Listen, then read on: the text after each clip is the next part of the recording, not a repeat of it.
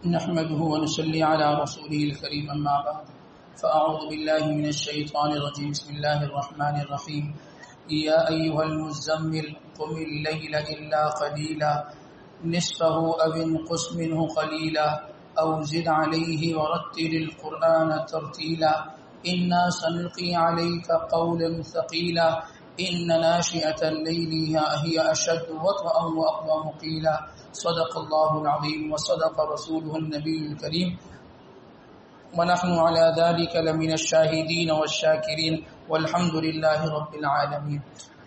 انتہائی واجب الاحترام عزیز سامعین گرامی، عزیز برادران اسلام، آج ہم نے 29ویں پارے کی سورۃ المزمل سے 30ویں پارے کی سورۃ العبس تک کی تلاوت آپ کے سامنے کی۔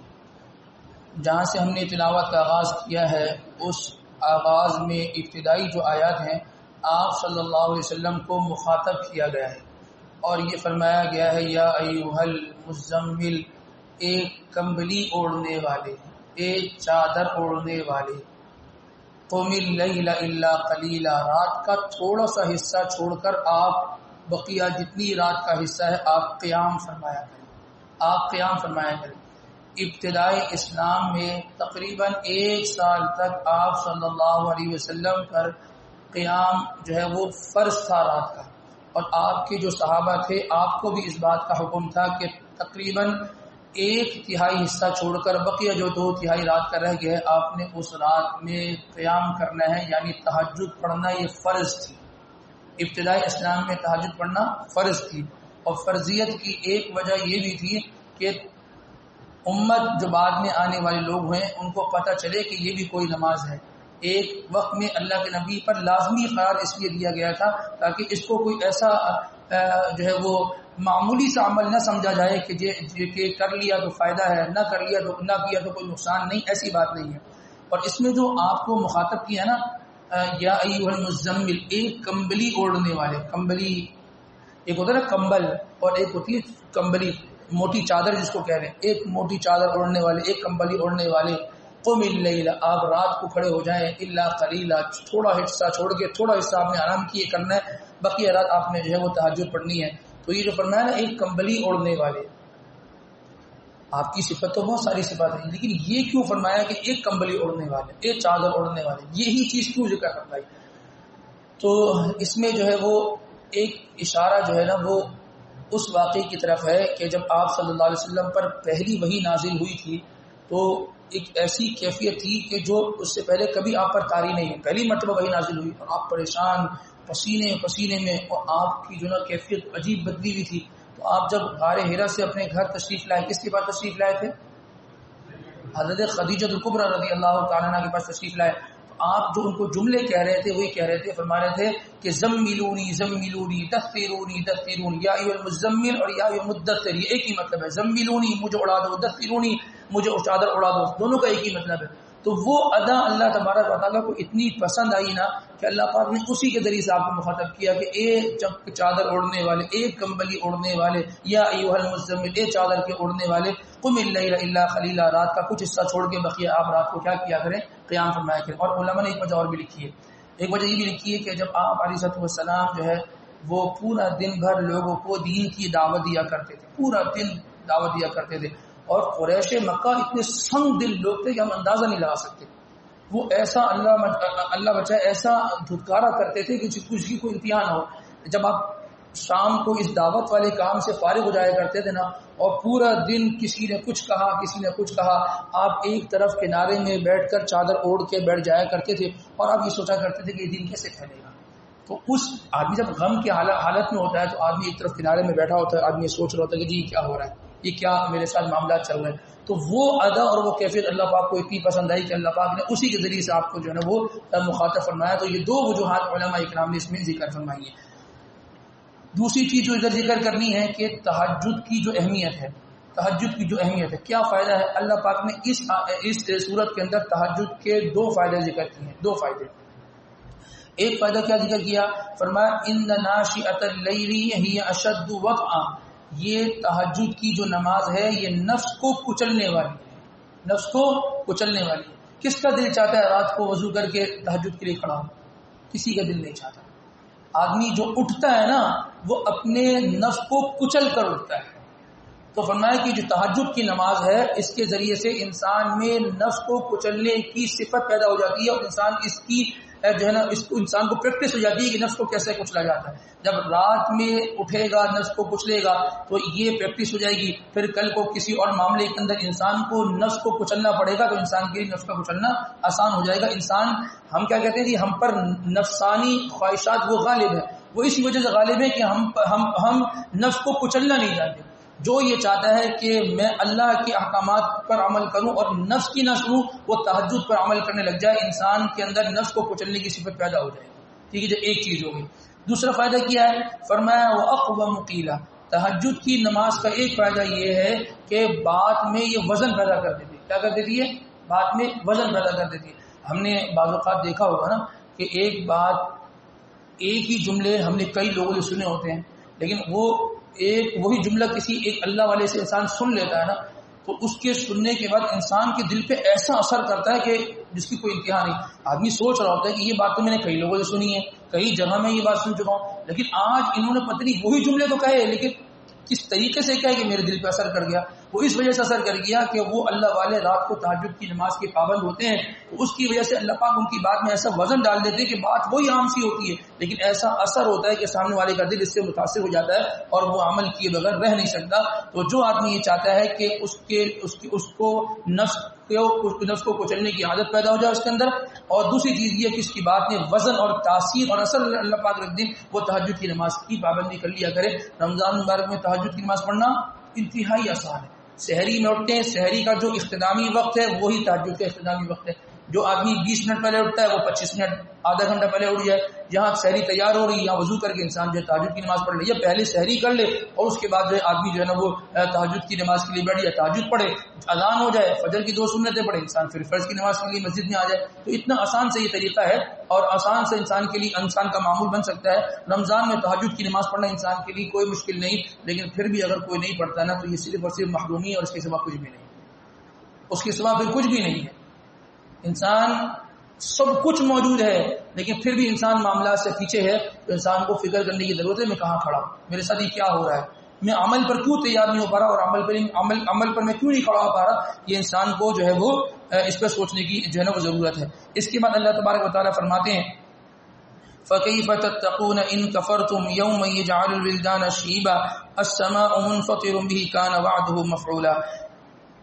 یہ قیامت کی ہولناکی میں سے ایک ہولناکی کا تذکرہ ہے. فرمایا کہ وہ لوگ جو اللہ کی بات نہیں مانتے اور اللہ کو جھٹلاتے ہیں نا, تو قیامت میں ان کا حال یہ ہوگا کہ قیامت کا دن یجعل الولدان شیبا, وہ ایسا خطرناک دن ہوگا جس دن بچے بوڑھے ہو جائیں گے.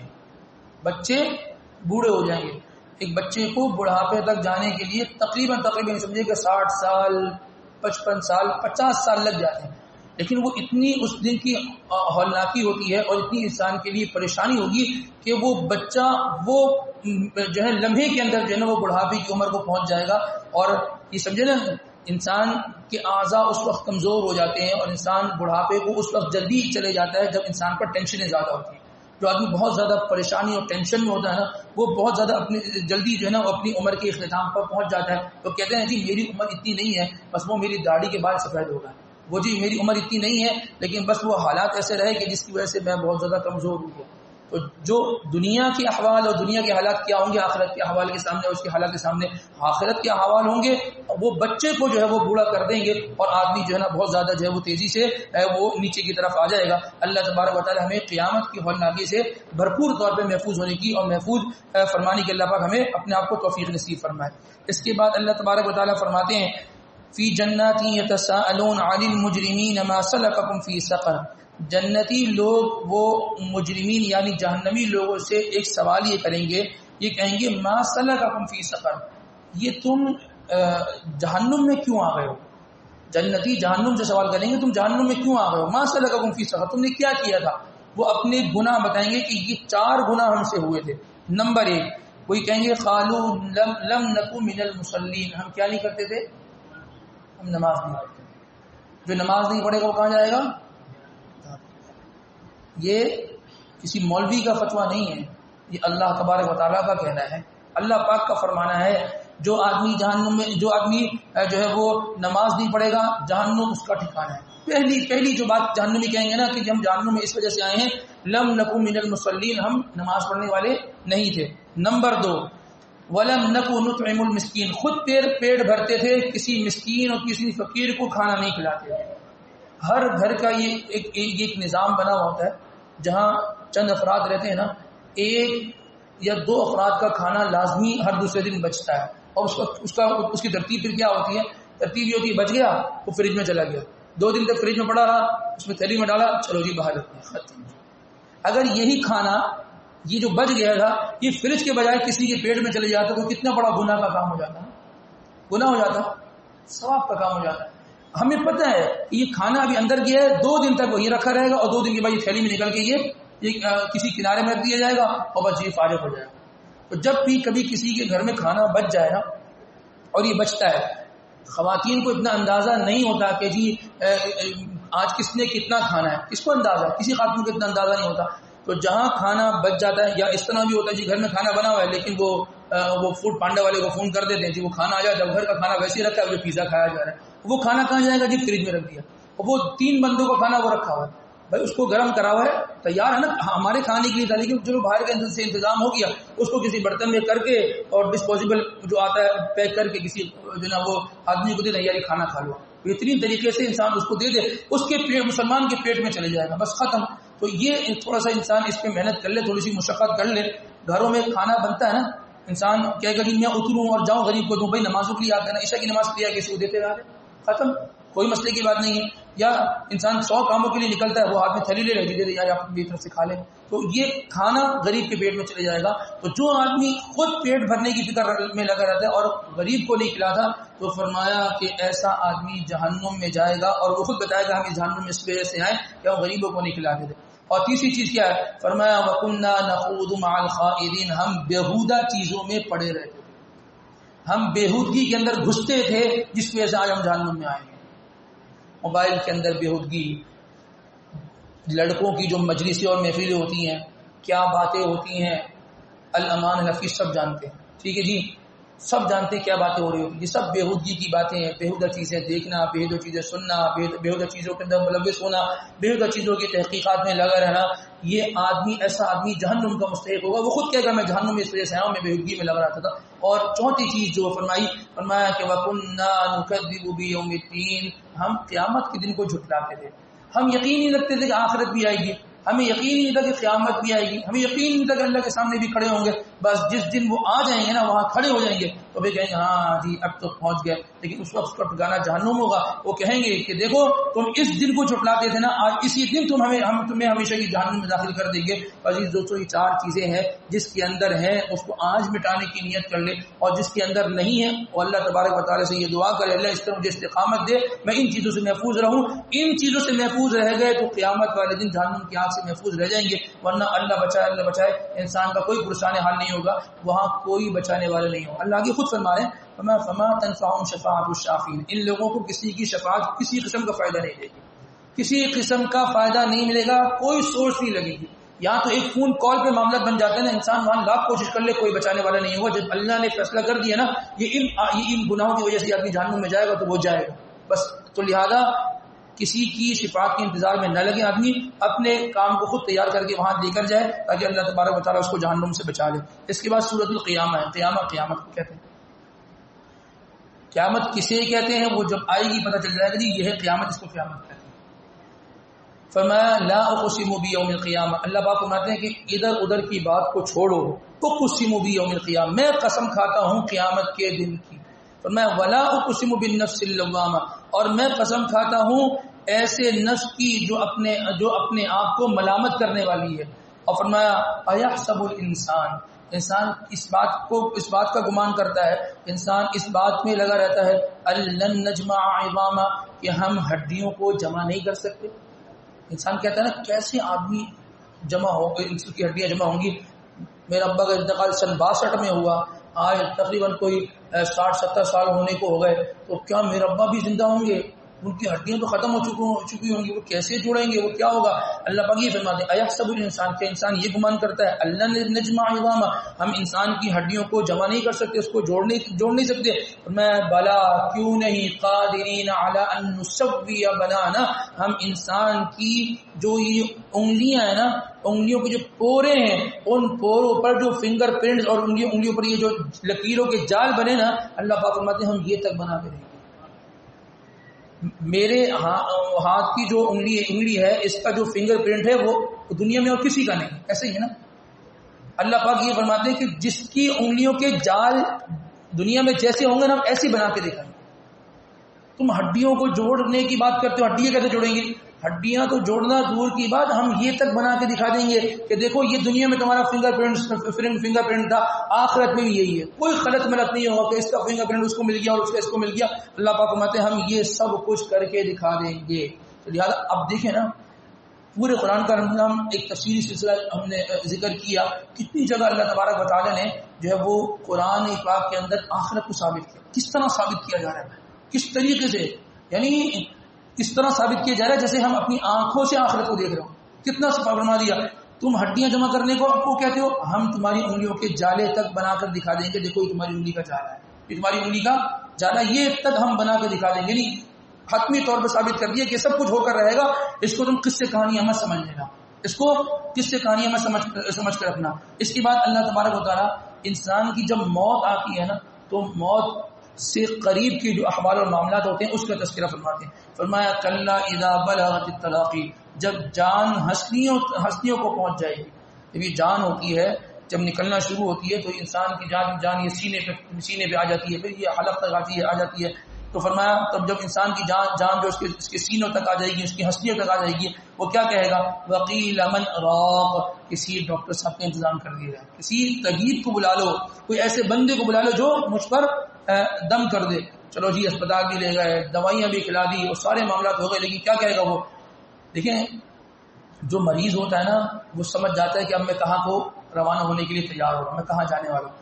اللہ باخود فرماتے ہیں وَظَنَّ أَنَّهُ الْفِرَاقُ، اس کو اس بات کا گمان ہو جائے گا أَنَّهُ الْفِرَاقُ، کہ آج جدائی کا دن ہے، آج جدائی، اور یہ ایسی جدائی کی ہے کہ اب اس کے بعد ملا پھر آخرت میں۔ انسان خود سمجھ جاتا ہے، وہ جو بیمار ہوتا ہے نا، لوگ کہتے ہیں یہاں لے جاؤ اور وہاں لے جاؤ اور یہ لگا دو اور وہ لگا دو اور اس کو بلا لو اس کو بلا لو، وہ سب کچھ ہو رہا ہوتا ہے، لوگ اس میں لگے ہوتے ہیں اور وہ اپنا مائنڈ سیٹ کر چکا ہوتا ہے، بس یہ ہو گیا یا اینڈ ہو گیا، بس یہ آخر ہے۔ اور یہ معاملہ کسی ایک کے ساتھ نہیں، سب کے ساتھ ہوگا، یا جتنے بیٹھے ہیں نا سب کے ساتھ یہ معاملہ ہوگا کہ آخری وقت سب کا آئے گا، اور اس آخری وقت میں لوگوں کو نہیں پتہ چل رہا ہو کہ یہ اس کے ساتھ کیا ہونے والا ہے، لیکن وہ خود سمجھ جائے گا وَظَنَّ أَنَّهُ الْفِرَاقُ، آج ابا بھی چھوٹ جائے گا، اماں بھی چھوٹ جائیں گی، بھائی بھی چھوٹ جائے گا، بہن بھی چھوٹ جائیں گی، رشتے دار بھی چھوٹ جائیں گے، دوست بھی چھوٹ جائیں گے، گاڑی بھی چلی جائے گی، مکان بھی چلی جائے گا، پیسہ بھی چلی جائے گا، میں اکیلا اس جسم کے ساتھ قبر میں چلے جاؤں گا۔ آج جدائیگی کا وقت ہے، وَظَنَّ أَنَّهُ الْفِرَاقُ، اور پھر فرمایا وَالْتَفَّتِ السَّاقُ بِالسَّاقِ، ساق کسے کہتے ہیں؟ یہ پنڈلی کو کہتے ہیں۔ فرمایا کہ وہ اپنی پنڈلیاں ایک دوسرے کے ساتھ مارے گا، پنڈلیوں کو ایک دوسرے کے ساتھ مارے گا۔ جب جان نکلتی ہے نا، تو یہ جب جان کیسے نکلتی ہے یہ بھی ہر ایک آدمی کو پتہ چل جائے گا، ایسے نہیں کہ ہماری نکل چکی ہے تو ہم آپ کو بتا رہے جی ایسے نکلتی ہے۔ اللہ پاک نے اس کا ایک نقشہ جو ہے نا وہ ذکر فرمایا، وَالْتَفَّتِ السَّاقُ بِالسَّاقِ، وہ جو ہے نا اپنی یہ پنڈلیاں ایک دوسرے کے ساتھ رگڑے گا اور ایک دوسرے کے ساتھ مارے گا۔ جان نکلنا آسان نہیں ہوتی، اور پھر کیا کہے گا؟ إِلَىٰ رَبِّكَ يَوْمَئِذٍ الْمَسَاقُ، پھر اللہ وہ کہے گا بھائی اب میرا جو ہے نا وہ چلنا ہے وہ اللہ کی طرف، اپنے رب کی طرف چلنا ہے، بس یہ کیفیت ہوتی ہے۔ اور یہ سب کے ساتھ تقریباً یہ کیفیت ہوتی ہے، الا یہ کہ کوئی ایسا بندہ ہو جو اللہ کا نیک بندہ ہو، بس وہ لیٹا اور گیا۔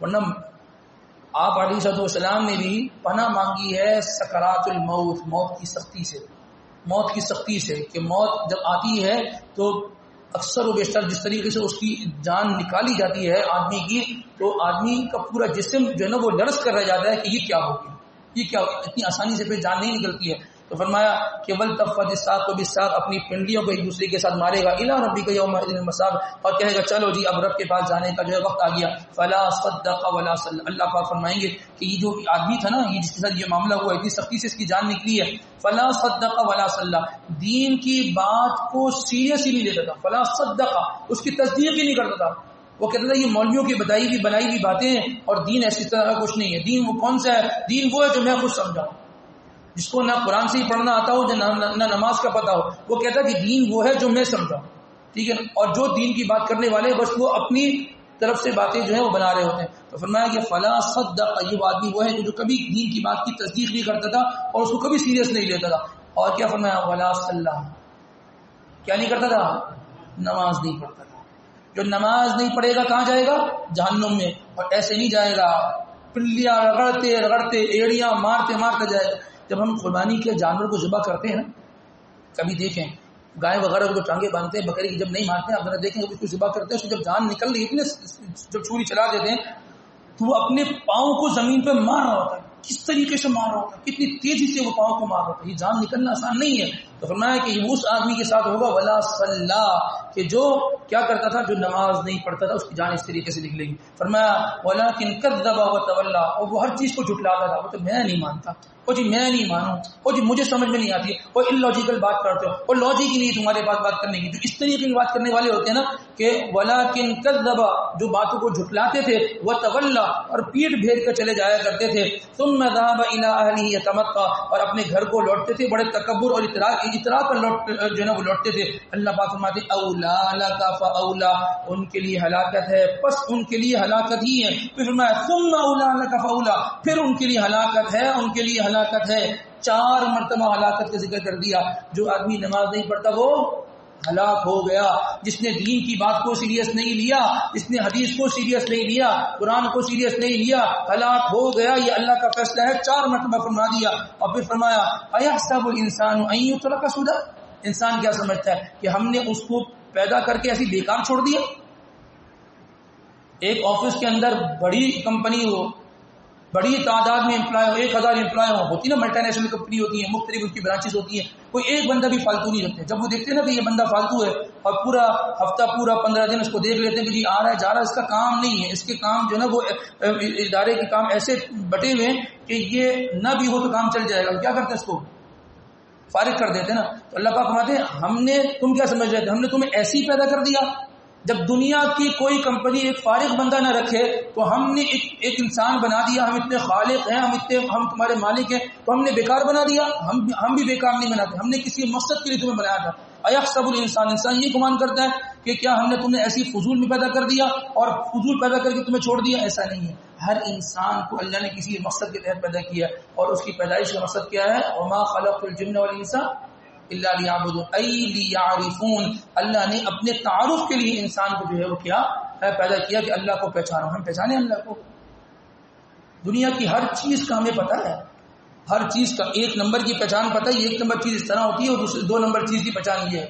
نہیں پہچانا تو رب کو نہیں پہچانا کہ رب کب غصے میں ہوتا ہے, رب کب ناراض ہوتا ہے, رب کب مہربان ہوتا ہے, کون سا وقت ہے, کون سا طریقہ ہے جس سے اللہ راضی ہو جائے اور اللہ تبارک و تعالیٰ ہمیں جو ہے اس وقت میں جو ہے وہ نوازنے کے لیے تیار ہوتے ہیں. ہم اس وقت میں اللہ سے کس طریقے سے مانگ لیں, کس طریقے سے اللہ پاک کو راضی کر لیں, یہ طریقے ہمیں نہیں آتے. باقی سارے طریقے ہمیں آتے ہیں. تو فرمایا کہ انسان اللہ تبارک و تعالیٰ کا تعارف اس کو ہونا چاہیے, اور اللہ تبارک و تعالیٰ سے انسان کو جو ہے نا وہ ایک مضبوط تعلق قائم کرنا ہوگا. تو جس تعلق سے انسان کا زندگی میں دنیا میں آنے کا ایک مقصد وہ واضح ہو جائے گا کہ اللہ پاک نے اس کو دنیا میں اس کام کے لیے بھیجا ہے. اس کے بعد سورۃ الدہر. دہر کسے کہتے ہیں؟ دہر کسے کہتے ہیں؟ زمانے کو کہتے ہیں. ہمارے یہاں درس قرآن ہوتا ہے ہر اتوار والے دن نا, تو اس میں الحمدللہ یہ چیزیں ذکر ہوتی ہیں, اور جو ماشاء اللہ ساتھی اس میں بیٹھتے ہیں نا تو ان کو یہ چیزیں اس لیے یاد بھی ہو جاتی ہیں. تو دہر کہتے ہیں زمانے کو. هل اتى على الانسان حين من الدهر لم يكن شيئا مذكورا, کیا انسان پر ایک ایسا زمانہ نہیں گزرا, ایک ایسا وقت انسان پر نہیں آیا, لم يكن شيئا مذكورا, کہ انسان ناقابل تذکرہ چیز تھا, انسان ناقابل تذکرہ چیز تھا. ہم آج سے 200 سال پہلے کسی نے سوچا تھا کہ ہمارے خاندان میں فردن یہ فلاں صاحب پیدا ہوں گے اور ان کا نام یہ ہوگا, ان کی شکل و صورت یہ ہوگی, وہ یہ پڑھیں گے, یہ لکھیں گے, یہ بنیں گے, یہ کاروبار کریں گے. 200 سال پہلے تک ہمارا نام و نشان نہیں تھا. ہاں ایسا وقت بھی گزرا ہے. اور پھر فرمایا کہ ایک وقت ایسا بھی آئے گا کہ ہم جو اپنے آپ کو سب کچھ سمجھتے ہیں, ایک وقت ایسا آئے گا کہ ہمارا نام و نشان ہی نہیں ہوگا. آج سے 200 سال پہلے جو ہمارے آبا و اجداد گزر گئے، ابا کو جانتے ہیں، دادا کو جانتے ہیں، پردادا کو جانتے ہیں، اس سفر کو ہم جانتے ہی نہیں. اس سفر کے سفر ہم جانتے ہیں کون تھے، کیا کرتے تھے، کہاں سے آئے تھے، کیا نام تھا، کیسی شکل و صورت تھی، انہوں نے زندگی کیسے گزاری، کہاں رہتے تھے، کچھ ہمیں نہیں پتا. ایسا ایک وقت آئے گا کہ ہمارے آنے والی جو نسلیں ہیں ان کو پتہ ہی نہیں ہوگا کہ جی ابا کی جو اوپر جو نسل چل رہی تھی وہ کون تھی. ہم ناقابل تذکرہ چیز تھے، ناقابل تذکرہ چیز ہو جائیں گے. جب ہم بالکل ہی مٹ جائیں گے تو تکبر کس بات کا، تکبر کس بات کا، میں، میرا مال، میری شخصیت، میرا مزاج، میری سوچ، یہ میں، میرا، میری، یہ چیز جو ہوتی ہے نا، یہ ایک دن ایسا ہوگا آدمی مٹی میں ہو جائے گا. پھر حضرت وہ ڈی جی صاحب، فلانا کمپنی کے سی او صاحب وہ مٹی میں لیٹے ہوں گے. اب انسان اس سے پوچھے کہ جی بتائیں اب آپ کون؟ وہ آدمی جو اپنے اوپر مکھی بیٹھنے نہیں دیتا، وہ جب قبر کی مٹی میں جائے گا اور مٹی کے ڈھیر اس پر گریں گے، انسان اس وقت کیا اس کا عالم ہوگا، کون اس کو بچائے گا؟ تو بھائی اپنے آپ کو مٹا کر زندگی گزارنا. مٹے ہوئے تھے، مٹ جائیں گے، ٹھیک ہے نا. تو جو زندگی دی ہے نا 40-50 سال کی زندگی ہے، تو اس میں بھی اپنا کو مٹا کر عاجزی، انکساری، تواضع یہ انسان کے اندر ہونا چاہیے. تو انسان کامیابی کے ساتھ زندگی گزارے گا، انسان کامیابی کے ساتھ زندگی گزارے گا. کیونکہ ماضی بھی اس کا یہی تھا اور مستقبل بھی اس کا یہی ہے. تو یہ حال اللہ پاک نے جو دیا ہے، جو پریزنٹ جو زمانہ گزر رہا ہے، تو اس زمانے میں انسان ایسی ہی گزارے کہ گمنامی کی زندگی گزارے. بس یہ انسان کے لیے اس میں فائدہ ہے. اور ذرا پھوں پھا کرنا یہ سب نکل جاتا ہے، یہ سب نکل جاتا ہے اور لمحہ لگتا ہے. اللہ پاک کے لیے کوئی مشکل نہیں. فرعون سے بڑا کون جو ہے وہ ظالم ہو سکتا ہے؟ فرعون سے بڑا کون جو ہے وہ فرعون اس کی فرعونیت تھی. کیا کہتا تھا؟ انا ربکم الاعلی، میں تمہارا بڑا رب ہوں. ایسے تھوڑی کہتا تھا. اللہ نے کیسی اس کی طبیعت ٹھیک کر دی. وہ خود جب غرق ہو رہا تھا کیا کہتا تھا کہ میں موسیٰ کے رب پر، بنی اسرائیل کے رب پر ایمان لے آتا ہوں. لیکن بس اس وقت ہوا نکل گئی، ختم. تو بڑے بڑے ٹھیک ہو جاتے ہیں. فرعون ٹھیک ہو گیا تو ہمیں اور آپ کیا ہے؟ تو لہٰذا انسان کو اپنے پاؤں کو زمین پر رکھتے ہوئے زندگی گزارنا چاہیے. اس کے بعد اللہ تبارک و تعالی اسی سورۃ الدہر کے اندر جنتی لوگوں کا تذکرہ سے فرماتے ہیں. فرمایا ان الابرار یشربون من کأس کان مزاجها کافورا. نیک لوگوں کے لیے اللہ پاک نے جو ہے وہ ایک ایسی شراب رکھی ہے کہ جس کے اندر کافور کی آمیزش ہوگی. فرمایا عین یشرب بها عباد اللہ یفجرونها تفجیرا. اور ان کے لیے ایسی نہریں ہوں گی وہ جہاں چاہیں گے اس نہر کو اپنے ساتھ لے جائیں گے. آدمی کہے گا نا جی پانی کی لائن یہاں غلط ہے، چلو جی یہاں سے لے جاؤ، لے جاؤ. یہ نہر یہاں نہیں چاہیے، میرے گھر تک آ جاؤ، یوں لے آؤ. فرمایا جہاں چاہے گا وہ لے جائے گا. یوفون بالنذر ویخافون یوما کان شرہ مستطیرا. یہ جو جنتی لوگ ہیں ان کی صفت کیا ہوتی ہے؟ فرمایا یوفون بالنذر، اپنے وعدوں کو پورا کرتے ہیں. ویخافون یوما کان شرہ مستطیرا، اور ایسے دن سے ڈرتے ہیں کہ جس دن شر پھیلا ہوا ہوگا، جس دن کے حالات بگڑے ہوئے ہوں گے، اس دن سے یعنی قیامت کے دن سے جو ہے وہ ڈرتے ہیں. اور کیا کرتے ہیں؟ وَيُطْعِمُونَ الطَّعَامَ، کیا کرتے ہیں؟ کھانا کھلاتے ہیں. جنتی لوگ، نیک لوگ جو ہے وہ کھانا کھلاتے ہیں. عَلَى حُبِّهِ، محبت سے کھانا کھلاتے ہیں، محبت سے کھانا کھلاتے ہیں. کھانا پھینکتے نہیں ہیں، کسی کو حقیر جانتے ہوئے کھانا نہیں دیتے، بلکہ محبت سے کھانا کھلاتے ہیں. کس کو؟ مسکین کو، وہ یتیمہ اور یتیموں کو، وہ اسیرہ اور قیدیوں کو جو ہے وہ کھانا کھلاتے ہیں. اور یہ کہتے ہیں انما نطعمکم لوجہ اللہ، ہم تمہیں جو کھانا کھلا رہے ہیں کس لیے کھلا رہے ہیں؟ اللہ کی رضا کے لیے. ہم راشن کا تھیلا دے کر ہم اس کی تصویر کھنچوا کر اس کو فیس بک پیج پر اپنا اپلوڈ نہیں کرتے. پہلے وہ زمانہ تھا نا، نیکی کرو دریا میں ڈالو، وہ زمانہ ہی نہیں ہے. نیکی کرو فیس بک پہ ڈالو، یہ زمانہ ہے. انما نطعمکم لوجہ اللہ، ہم نیکی کر رہے ہیں، ہم تمہیں کھلا رہے ہیں کس لیے؟ اللہ کی رضا کے لیے. یہ اخلاص بہت بڑی نعمت ہے. اخلاص. اور شیطان اتنا طریقے سے گیم چلاتا ہے. وہ ایک آدمی جو بڑے اخلاص سے نیکی کر رہا ہوتا ہے نا، اس کو کہہ دیتا ہے کوئی مسئلے کی بات نہیں، آپ چاروں میں ذکر کر دو تاکہ پتہ چلے آپ بھی کچھ نیک ہو. بس یہاں اس نے ذکر کیا، اس کی واہ واہ ہوئی، وہاں نیکی جو اس کا ثواب ضائع ہو گیا، اس کا ثواب ضائع ہو گیا. جو اللہ کے راستے میں دیتا ہے وہ ریٹرن ہوتا ہے. وہ واپس آ جاتا ہے. لیکن جو آدمی دینے کے بعد اس کو افشا کرتا ہے، اس کو ظاہر کر دیتا ہے، اس کو لوگوں کے سامنے دکھلا دیتا ہے، تو پھر اللہ پاک اس کو ریٹرن نہیں دیتے، بلکہ اس کے لیے وہ وبال جان بن جاتا ہے کہ یہ آدمی وہ ہے کہ جس کے اندر ریاکاری ہے، جس کے اندر دکھلاوا ہے. ایسے شخص کا دیا ہوا اللہ کے یہاں قبول نہیں ہوتا. تو وہ کیا کہتے ہیں؟ انما نطعمکم لوجه اللہ، ہم اللہ کی رضا کے لیے تمہیں کھلاتے ہیں. لا نريد منکم جزاء ولا شکورا. آپ دیکھیں، اور وہ یہ کہتے ہیں ہم تم سے کسی قسم کا بدلہ نہیں چاہتے ہیں، ہم نے آپ کے گھر میں افطاری کی ٹرے بھیجی ہے تو اس نیت سے بھیجی ہے کہ آپ بھی بھیجیں گے. ہوتا ہے ہم آپ کو اس لیے اپنے بچے کی شادی میں بلا رہے ہیں کیونکہ آپ نے بھی بلایا تھا. چل رہا ہے نہیں چل رہا؟ ہم نے 2 بندوں کو اس لیے بلایا کیونکہ آپ نے بھی 2 کو بلایا تھا.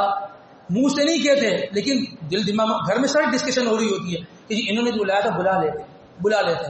اللہ کے لیے کھلائیں، اللہ کے لیے پلائیں. لا نريد منکم جزاء، ہم کسی قسم کا بدلہ نہیں چاہتے، ولا شکور، اور نہ کسی قسم کا شکریہ چاہتے. بس یہاں دیا، یہ بھی نہیں دیکھا کہ کون تھا، بس کوئی مستقبل ہاتھ میں رکھ دیا کہ وہاں دیکھ کے نکل گیا، ختم. چلو جی، اس دینے کی جو قدر و قیمت ہے اللہ کی یہاں بہت ہے بھائی، بہت ہے. نہ نام کے دیا، نہ نام نمود کے لیے دیا، نہ کسی قسم کے بدلے کے حصول کے لیے دیا، نہ کسی قسم کے شکریہ کے لیے دیا، بس اللہ کے لیے چلے گا بھائی. یہ جنتی لوگوں کی صفت ہے، یہ جنتی لوگوں کی صفت ہے. اور پھر کیا فرماتے ہیں جنتی لوگ؟ انا نخاف من ربنا یوما عبوسا قمطریرا، ہم اس دن سے ڈرتے ہیں کہ جس دن چہرے بگڑ جائیں گے، چہرے بگڑ.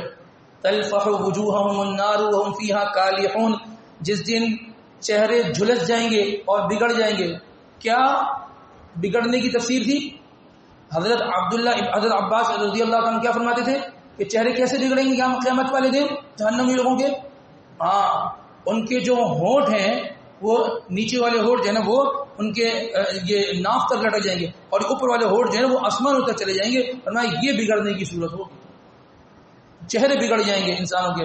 اور پھر فرمایا کہ فوقاہم اللہ شر ذلک اليوم، اللہ پاک ان جنتی لوگوں کو آخرت کے شر اور آخرت کی جو وہ وہاں کی ہولناکیوں سے بچا لیں گے. ولقاہم نضرۃ وسرورا، اور اللہ تبارک و تعالی ان کو ایک شادابی ایک جو ہے نا وہ خوشی والی زندگی اور ایک سرور والی زندگی اللہ پاک ان کو وہاں پر جو ہے نا عطا فرما دیں گے. اور یہ فرمائیں گے وجزاہم بما صبروا جنۃ وحریرا، جو تم نے دنیا کے اندر صبر کیا نا، تنگ دستی میں زندگی گزاری، حالات تم پر آئے، تم زندگی گزارتے رہے، نہ تم نے حرام کی طرف ہاتھ بڑھایا، نہ تم نے کسی قسم کی ہمارے ساتھ ناشکری والا معاملہ کیا، تو ہم نے اس کے بدلے میں تمہیں کیا دے رہے ہیں؟ جنتوں و حریرا، جنت دیں گے. اور حریرا، حریر کسے کہتے ہیں؟ ریشم کا لباس. ان کو ریشم کا لباس ملے گا. یہ جنتی لوگوں کی صفت ہوگی. اللہ تبارک و تعالی ہمیں جنتی لوگوں میں شامل فرمائے. اس کے بعد اللہ تبارک و تعالی سورۃ النازعات کے ذکر فرماتے ہیں انتم اشد خلقا ام السماء. ایک سوال کر رہے ہیں، میں تمہارا پیدا کرنا یہ زیادہ مشکل ہے یا آسمان کا؟ کس کا پیدا؟ آسمان کا پیدا. انسان تو کیا ہے، چند فٹ کا ہے نا انسان تو. آسمان تو اس کی ابتدا کا ہے، انتہا کا ہے، کسی کو اس نہیں پتا. تو فرمایا کہ تمہارا پیدا کرنا زیادہ مشکل ہے یا آسمان کا؟ تو فرمایا کہ آسمان کا مشکل ہے. فرمایا بنایا ہم نے، اس کی تعمیر فرمائی ہے. اور پھر کیسے فرمائی؟ رفع سمکہا فسواہا، ہم نے اس کو بلند کیا، فسواہا، اور بالکل برابر بنا دیا. کہیں دیکھا ہے کہ آسمان میں کوئی کھڈا ہو، کہیں آسمان میں کوئی اتار چڑھاؤ ہو، کوئی اس طریقے کی کوئی چیز دیکھی؟ ہم نے اس کو بلند کیا، اور اتنا بلند کیا کہ کوئی نہیں پہنچ سکتا آسمان تک. یہ اللہ کی بلندی ہے، اللہ نے جس کو بلند کیا. اب فرمایا کہ ایسا برابر کیا کہ کسی قسم کا کوئی اتار چڑھاؤ اس میں تمہیں جو ہے نا وہ نظر نہیں آئے گا. اور پھر فرمایا وَأَغْطَشَ لَيْلَهَا وَأَخْرَجَ ضُحَاهَا، اور ہم نے جو ہے نا رات کو جو ہے وہ اندھیرا بنایا، وَأَخْرَجَ ضُحَاهَا، اور اس اندھیرے سے پھر ہم نے روشنی کو نکالا. اندھیرا ہو جاتا ہے نا، پھر ہم دیکھتے صبح پھر اسی اندھیرے سے کیا ہے ایک سورج نکلتا ہے، اور پھر وہ اندھیرا روشنی میں جو ہے نا وہ بدل جاتا ہے. فرماتے ہیں یہ ہم کرتے ہیں، کوئی نہیں کر سکتا یہ کام. آسمان کوئی اور بنا سکتا ہے؟ آسمان کو بلندی دے سکتا ہے؟ یہ رات کو دن اور دن کو رات میں بدل سکتا ہے؟ اللہ فرماتے ہیں یہ ہم کر سکتے ہیں، یہ ہم کرتے ہیں. اور پھر فرمایا کہ فَأَمَّا مَنْ طَغَىٰ، وہ آدمی جو سرکشی اختیار کرتا ہے، میں نہ مانوں کسی کی، میری مرضی میں جو آئے میں کروں گا، میرا پیسہ میرا مال میں نے کمایا، میں جہاں چاہوں خرچ کروں. کہتے ہیں نا بڑے آسانی سے جملہ کہہ دیتے ہیں، میرا مال ہے، میری مرضی، آپ سے پوچھ کے خرچ کروں گا. نبی حرام جگہ خرچ کر رہے ہو بھائی، غلط جگہ خرچ کر رہے ہو بھائی، اللہ کی ناراضگی جگہ خرچ کر رہے ہو. میرا مال ہے. آپ کون ہو تو کہنے والے میں فاما من طغى, جو شخص سرکشی جس نے اختیار کی, وآثر الحیات الدنیا, اور دنیا کی زندگی کو اس نے آخرت کی زندگی پر ترجیح دی. اس نے کہا جی یہی زندگی ہے, اور جی آخرت کا آخرت نہیں, ابھی تو موج مستی کر لینا. آخرت دین یہ ایک ثانوی درجے کی چیز ہے, اصل تو دنیا ہے, دنیا کی عیاشی اور عیش و عشرت ہے. حج کر لیں گے بڑھاپے میں کر لیں گے, یہ عمر تھوڑی ہے حج کرنے کی, یہ عبادت کی عمر ہے, یہ تو کمانے کی عمر ہے, تو عیش و عشرت کی عمر ہے, تو گھومنے پھرنے کی عمر ہے. ہوتا ہے نا, عبادت بڑھاپے کی ہے, اور اگر بڑھاپے مقدر میں نہ ہوا تو پھر لکھ دیا اللہ نے 30 سال کی عمر میں یہ فوت ہو جائے گا, پھر کیا ہوگا؟ کہتے ہیں نا لوگ بڑے آسانی کے ساتھ کہ جی عبادت کے معاملہ جو نا وہ بعد میں, نماز پڑھ لوں گا لیکن تھوڑا سا پہلے اپنا کو اسٹیبل کر لوں, پھر نمازی بھی یہ بن جائیں گے. یعنی دین بعد میں, دنیا کو ترجیح دے دی جاتی ہے دین کے معاملے میں. تو فرمایا ایسا شخص جو دنیا کو دین پر ترجیح دیتا ہے, فإن الجحیم ہی المأوى, مأوى کسی کہتے ہیں ٹھکانے کو, اس کا ٹھکانہ کہاں ہوگا؟ جہنم. جہنم, جہنم کے اندر ہوگا. دیکھتی بھی آنکھ کو جہنم کہتے ہیں, کہ اس کا ٹھکانہ جہنم میں ہوگا. ہاں پھر فرمایا وَأَمَّا مَنْ خَافَ مَقَامَ رَبِّ, جو شخص اللہ کے سامنے کھڑے ہونے سے ڈر, اللہ کے سامنے کیسے کھڑا ہوا؟ رب العالمین, احکم الحاکمین, تمام کائنات کا پیدا کرنے والا. فرمایا وَأَمَّا مَنْ خَافَ مَقَامَ رَبِّ, جو اپنے آپ کو اللہ کے سامنے کھڑا کرتے ہوئے اس کو ڈر محسوس ہوا کہ میں اللہ کے سامنے کیسے کھڑا ہوں گا. وَنَهَى النَّفْسَ عَنِ الْهَوَىٰ, اور اپنے آپ کو اپنی خواہشات سے جو ہے وہ دور رکھا اور اپنے نفس کو کچلتا رہا. فرمایا فَإِنَّ الْجَنَّةَ هِيَ الْمَأْوَىٰ, اس کا ٹھکانہ کیا ہوگا؟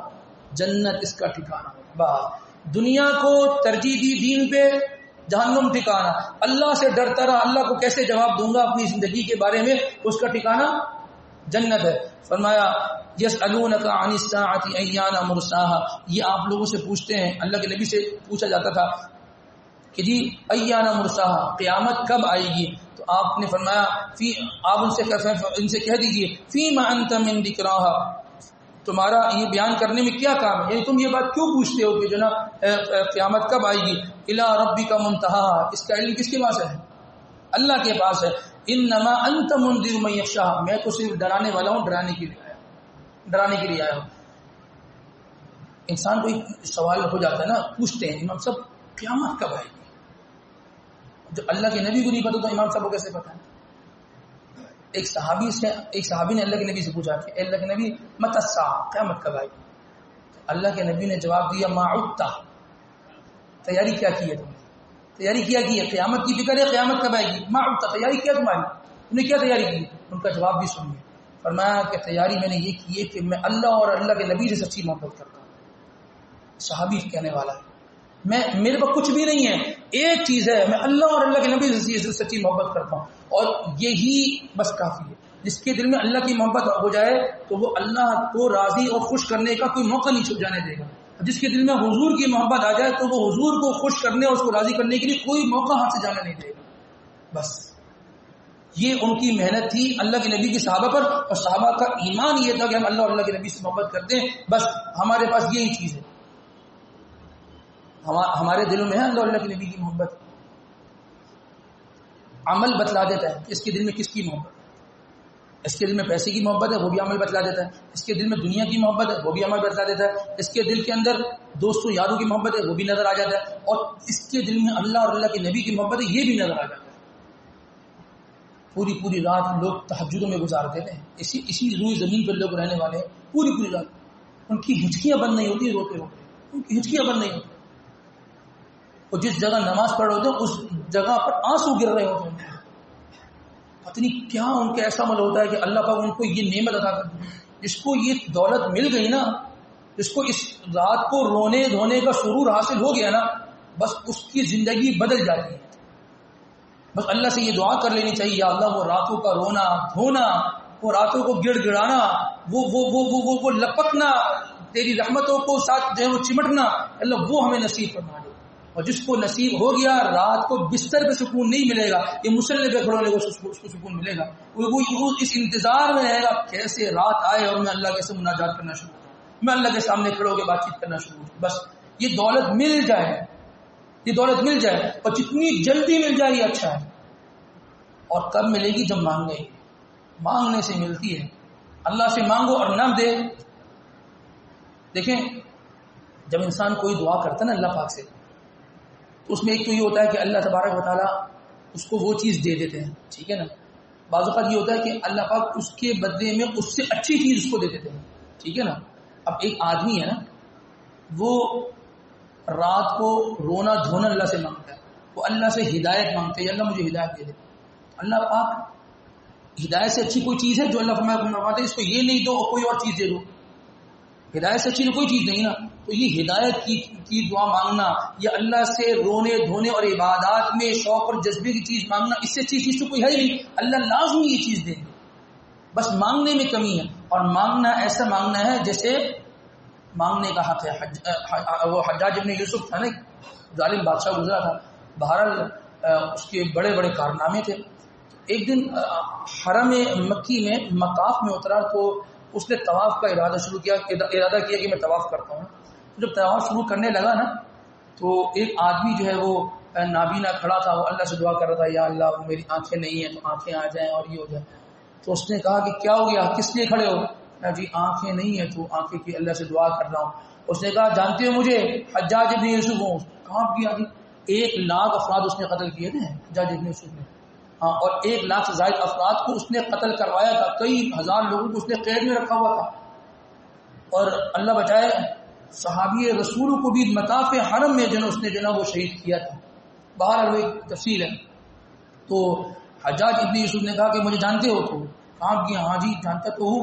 کہا کہ میں طواف شروع کر رہا ہوں, ٹھیک ہے, ابھی پہلا چکر ہوگا میرے 7 چکر پورے ہو جائیں تمہاری آنکھیں واپس آ جانی چاہیے بس, اگر نہیں آئیں گے سر تن سے جدا کر دوں گا.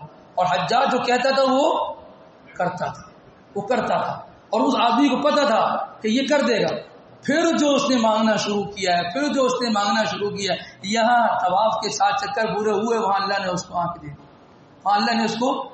دی. کیا مانگنا تھا؟ ایک وہ پہلے مانگنا تھا اور ایک اب مانگنا تھا. اب تو زندگی موت کی کشمکش تھی نا کہ یا تو ادھر یا ادھر, تو بس تو لہذا اللہ سے مانگے, ایسے مانگے جیسے مانگنے کا حق ہے. یا ایھا الناس انتم الفقراء الی اللہ, اے لوگوں تم اللہ کے در کے سوالی اور فقیر ہو. فقیر اللہ خود کہتے ہیں, واللہ هو الغنی, اللہ غنی ہے, وانتم الفقراء, تم سب فقیر ہو. فقیر کیسے مانگتا ہے؟ فقیر کو اگر مسجد کے دروازے پر اندازہ ہو جائے نا کہ یہ ٹھیک ٹھاک صاحب ہیں, وہ سارے کام یہاں پر سب کو چھوڑ کے وہ اس کے ساتھ چلے جائے گا, چلتا جائے گا, جب تک وہ نہیں دیتے تو وہ جان نہیں چھوڑے گا. اس کو اس بات کا وہ نہیں ہوتا کہ ایک پبلک پیچھے اور نکل رہی ہے, کہتے بس اس سے ایک سے مل گیا نا وہ کام پورا ہو جائے گا, میرا پورا نظام بن جائے گا. وہ پیچھے تک جاتا ہے سارا. تو بس اللہ سے ہم مانگے, اللہ کے علاوہ کوئی اور دینے والا ہے تو بس اللہ ہی کا در ہے نا. انسان بس لپک جائے, چپک جائے, مانگتے رہے اپنے لیے ہدایت, اپنے لیے دین کے معاملات کے اندر ترقی, پھر دیکھے کیسے ملتا ہے. اللہ پاک دیں گے انشاءاللہ انسان کو.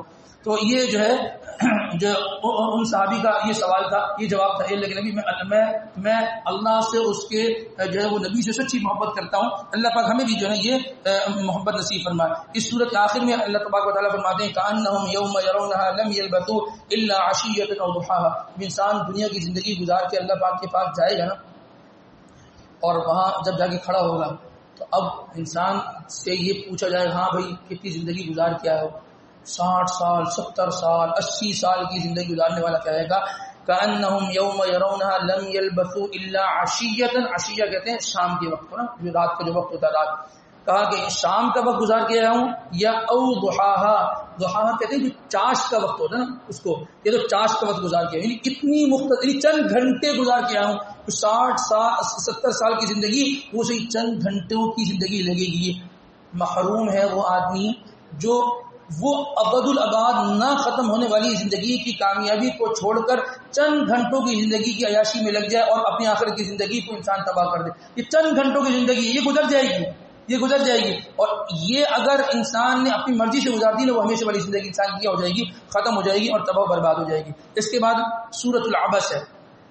عبس کہتے ہیں ترشروئی اختیار کرنا, چین بجبی ہونا, اور چہرے پر ناگواری کا اظہار ہو جانا. اس کا مطلب عبس کا یہ مطلب ہے. اللہ پاک فرماتے ہیں عبس وتولا, آپ ترشرو ہو گئے, آپ چیم جبی ہو گئے, آپ کے چہرے پہ ناگواری کے اظہار ہو گیا. وتولى اور آپ نے اپنا رخ موڑ لیا، ان جاءہ الاعمى اس بات سے کہ آپ کے پاس ایک نابینا آیا، وما يدريك لعله يزكى آپ کو کیا معلوم تھا کہ شاید یہ آپ کی نصیحت کو حاصل کر لیتا اور اس کو نصیحت مل جاتی۔ اصل یہ ایک واقعے کی طرف اشارہ ہے، ایک صحابی گزرے ہیں حضرت عبداللہ ابن ام مکتوم رضی اللہ تعالی، یہ نابینا تھے۔ تو ایک موقع پر آپ علیہ السلام کے پاس قریش مکہ بیٹھے تھے، تو آپ ان سے دین کی بات کر رہے تھے اور ان کو دین کی دعوت دی جا رہی تھی۔ تو یہ صحابیہ ان کو پتہ نہیں تھا کون بیٹھے ہیں، تو نابینا تھے۔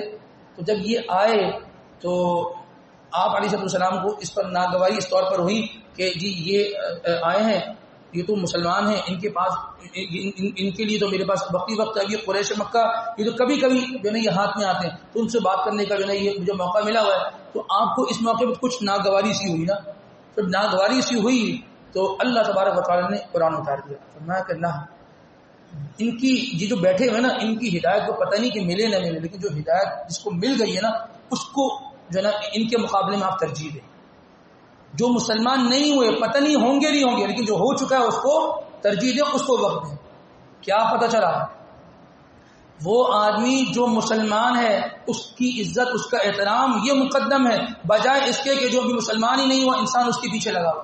جی آپ ان سے بڑی باتیں کر رہے ہیں، وہ تو مسلمان ہی نہیں ہے، یہ کوشش کر رہا ہوں کہ جی اسلام میں آ جائے، اور جو مسلمان ہے اس کا کیا ہوگا؟ وہ تو نماز نہیں پڑھ رہا، وہ روزے نہیں رکھ رہا، وہ روزے کے معاملے کے اندر جو ہے نا وہ کوتاہی برت رہا، اس کا کیا ہوگا؟ جی غیر کی فکر ہے، بھئی غیر کی بھی فکر رکھو لیکن اس سے زیادہ اپنوں کی فکر رکھو۔ غیر کے ساتھ بڑے نرمی کے ساتھ چل رہے ہوتے ہیں کہ ہماری نرمی سے ہی متاثر ہوگا، وہ جی جو ایمان لا چکا ہے نا اس پر جو ہے نا وہ اس سے ساتھ نرمی کا معاملہ کرو، اس سے دشمنی ہوتی ہے۔ مسلمان لڑ رہا ہے اور مسلمان غیروں سے بڑی محبتوں سے مل رہا ہے۔ ہمارے حکمرانوں کو دیکھ لیں، اللہ بچائے، یہاں آپس میں دست و گریباں ہیں، وہاں غیروں کے سامنے بیٹھ کے اتنی مسکراہٹ سے باتیں ہو رہی ہوتی کہ اس کی کوئی انتہا نہیں، آپس میں لڑ رہے ہیں اور وہاں جا کے محبتیں جو ہے نا پیدا ہو رہی ہیں۔ تو اس بات کو اللہ تبارک و تعالیٰ نے جو ہے پسند نہیں فرمایا۔ اللہ پاک نے فرمایا کہ جو مومن ہے، جو مسلمان ہے، جو کلمہ پڑھ چکا ہے اس کو آپ زیادہ اہمیت دیں، بجائے اس کے کہ جو ابھی کلمہ جنہوں نے ابھی نہیں پڑھا، جب وہ پڑھیں گے ان کے معاملات اور ہوں گے، لیکن ابھی آپ ان کو جو ہے نا وہ اہمیت دیں۔ پھر جب یہ صورت نازل ہو گئی نا، کسی موقع پر نا حضرت عبداللہ ابن ام مکتوم رضی اللہ عنہ پھر آئے آپ علیہ السلام کے پاس نا، تو جیسے آئے نا اللہ کے نبی نے فوراً ان کے لیے جگہ خالی کی اور ان کے لیے چادر وغیرہ بچھائی اور وہ بیٹھ گئے۔ تو کسی نے پوچھا اللہ کے نبی اتنا پروٹوکول اور اتنی ان کو اہمیت؟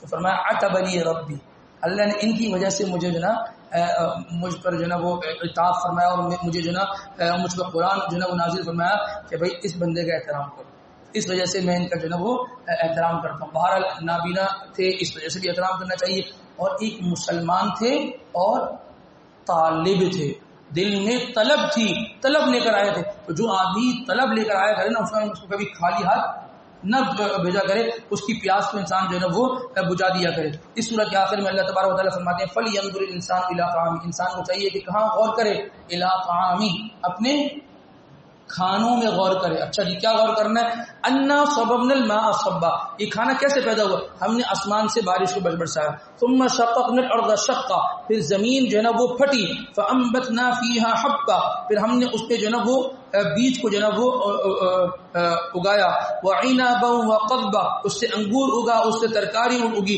وزیتونا ونخلا، اور اس سے زیتون اور کھجور جو ہے نا وہ اگے، وحدائق غلبا، اس سے گھنے باغات جو ہے نا وہ اگے۔ فرمایا وفاکہۃ وابا، اس سے میوے اور اس سے جو ہے نا وہ کی کیا ہوگی، جو ہے نا وہ جانوروں کے لیے چارہ ہوگا۔ فرمایا متاعا لکم ولانعامکم، یہ جتنی نعمتیں ہیں کس کے لیے ہیں؟ متاعا لکم، تمہارے لیے ہیں، ولانعامکم، اور تمہارے چوپاؤں کے لیے ہیں۔ یہ دنیا کے اندر جتنا ساز و سامان اللہ نے پیدا کیا ہے کس کے لیے پیدا کیا ہے؟ انسانوں کے لیے، اور انسان کو کس کے لیے پیدا کیا ہے؟ اپنے لیے۔ ہم نے کیا سمجھا؟ ہم نے یہ سمجھا کہ اللہ پاک نے یہ جو چیزیں پیدا کی ہیں تو کسی اور کے لیے پیدا کی ہیں، ہمیں تو اس کو کھینچنا ہے، اور ہمیں کس لیے پیدا کیا؟ ہمیں اس کے لیے پیدا کیا؟ نہیں، یہ ساری چیزیں ہمارے لیے، ہمیں اپنے لیے۔ اگر ہم یہ سمجھیں گے کہ یہ ہمیں جو پیدا کیا اس کے لیے پیدا کیا ہے، تو اللہ پاک اس چیز کو ہم سے کھینچتا رہے گا، ہم سے کھینچ لے گا، ہمیں اس کے لیے پیدا نہیں کیا۔ اگر ہم اللہ کی طرف رجوع کریں گے نا، یہ چیزیں ہماری قدم لوگ لا کر ڈالیں گے، یہ دنیا لو لو لو، لیکن اگر ہم اس کے پیچھے بھاگیں گے تو لوگوں کے قدموں میں ہمیں پڑنا پڑے گا کہ بھئی ہمیں دے دو، یہ نظام ہے، یہ چیزیں اللہ نے ہمارے لیے پیدا کی ہیں، ہمیں اپنے لیے پیدا کیا. اللہ کی عبادت کرتے رہو، یہ ملتی رہیں گی. اگر ہم نے اپنا رخ اللہ سے موڑ کر ان چیزوں کی طرف کر دیا، یہ چیزیں دور چلی جائیں گی اور وہاں اللہ بھی دور چلے جائیں گے. نہ دنیا میں کچھ ملے گا، نہ آخرت میں کچھ ملے گا. دونوں اعتبار سے جو ہے انسان کو کیا ہوگا، تباہی کا سامنا کرنا پڑے گا. اللہ تبارک و تعالی ہمیں کہنے سننے کے ساتھ ساتھ ان تمام باتوں پر عمل کرنے کی توفیق نصیب فرمائے. وآخر دعوانا الحمدللہ رب العالمین.